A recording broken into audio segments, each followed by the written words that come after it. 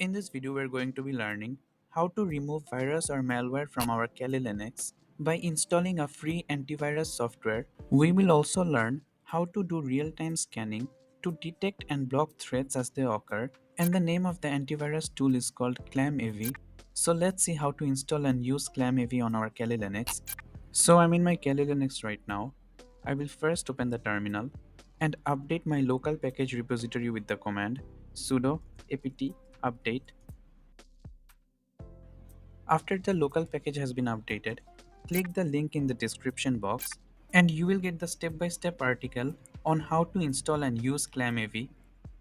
So I can see that in order to install ClamAV, I have to copy this command and paste it in my terminal, which is sudo apt install ClamAV and ClamAV daemon.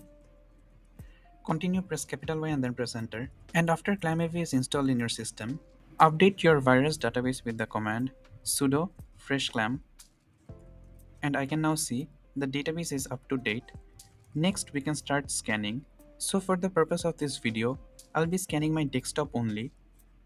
So the command is sudo clamscan space -r for recursive.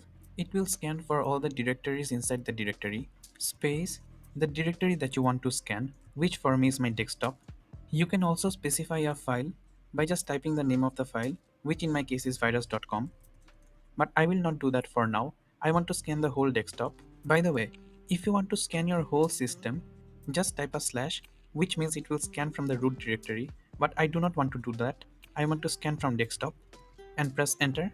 And after the scanning has been completed, I can see the file virus.com is infected. This is just my test file, and I can see the number of scanned files, the number of scanned directories, the file which is infected, which is this one, and the time it took. I can also remove the file.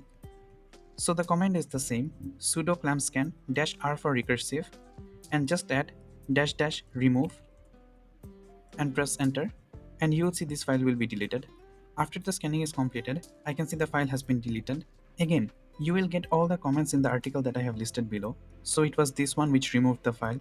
Finally, if you want to do real-time monitoring, you can just use this command, and now it will detect and block any threat. So that is how to install a free antivirus on Kali Linux. If you like this video and want to watch more content related to Kali Linux or ethical hacking, please subscribe to the channel. Thank you so much for watching.